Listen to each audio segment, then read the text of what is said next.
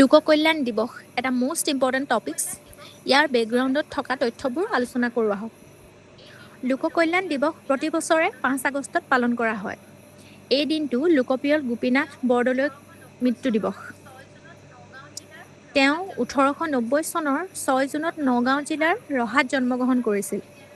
Cotton college আৰু কলিকতা বিশ্ববিদ্যালয়ৰ পৰা শিক্ষা গ্ৰহণ কৰি 1914 চনত স্নাতকোত্তৰ ডিগ্ৰী লাভ কৰে আৰু পিছলৈ ওকালতি আৰম্ভ কৰে। 1950 চনৰ 5 আগষ্টত তেওঁৰ পৰলোক প্ৰাপ্তি ঘটে। মহাত্মা গান্ধীৰ আদৰ্শ আৰু অহিংসা নীতিৰে অনুপ্ৰাণিত হৈ কংগ্ৰেছত যোগদান কৰে আৰু অসহযোগ আন্দোলন তথা ভাৰত ত্যাগ আন্দোলনক কাৰাবাস খাটিছিল। তেওঁ স্বাধীনোত্তৰ অসমৰ প্ৰথমগৰাকী মুখ্যমন্ত্ৰী হিচাপে কাৰ্যনিৰ্বাহ কৰিছিল। 1946 চনৰ কেবিনেট মিছনৰ গ্ৰুপিং ছিষ্টেমৰ জৰিয়তে অসমক বংগৰ অন্তৰ্ভুক্ত কৰাৰ যি চৰ্ত আছিল, সেয়া তেওঁ অবিচল নেতৃত্বৰে বিফল কৰিছিল। এই ঐতিহাসিক অৱদানৰ বাবে চৰ্দাৰ বল্লভভাই পেটেল তেওঁক শ্বেৰ-ই-অসম বা অসমৰ সিংহ বুলি অভিহিত কৰিছিল। মুখ্যমন্ত্ৰী হিচাপে গুৰুত্বপূৰ্ণ সংস্কাৰ আৰু প্ৰতিষ্ঠা। ভূমি আৰু কৰ নীতি।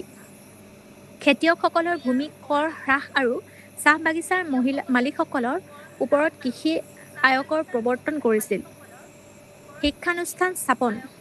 1948 চনত উত্তৰ-পূৰ্বাঞ্চলৰ প্ৰথমখন বিশ্ববিদ্যালয় গুৱাহাটী বিশ্ববিদ্যালয় স্থাপন। গুৱাহাটী উচ্চ ন্যায়ালয় আৰু অসম চিকিৎসা মহাবিদ্যালয় প্ৰতিষ্ঠাত গুৰুত্বপূৰ্ণ ভূমিকা। শৰণাৰ্থী পুনৰ্বাসন। দেশ বিভাজনৰ সময়ত পূব পাকিস্তানৰ পৰা অহা শৰণাৰ্থীসকলৰ সফল পুনৰ্বাসন কৰে। সংবিধান সভাত ভূমিকা।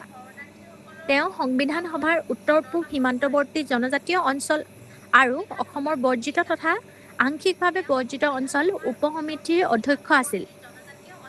ইয়াৰ জৰিয়তে তেওঁ জনজাতীয় লোকসকলৰ ভূমিৰ অধিকাৰ, সংস্কৃতি আৰু স্বায়ত্ব শাসনৰ সাংবিধানিক সুৰক্ষা নিশ্চিত কৰিছিল। অসমৰ তৎকালীন ৰাজ্যপাল জয়ৰাম দাস দৌলত ৰামে তেওঁক লোকপ্ৰিয় উপাধি প্ৰদান কৰিছিল। 1999 চনত ভাৰত চৰকাৰে তেওঁক মৰণোত্তৰভাৱে দেশৰ সৰ্বোচ্চ অসামৰিক সন্মান ভাৰত ৰত্ন প্ৰদান কৰে। ভাৰত ৰত্ন লাভ কৰা প্ৰথম অসমীয়া আছিল তেওঁ। তেওঁৰ স্মৃতিত প্ৰতি বছৰে 5 আগষ্ট তাৰিখটো অসম চৰকাৰে লোককল্যাণ দিৱস হিচাপে পালন কৰে।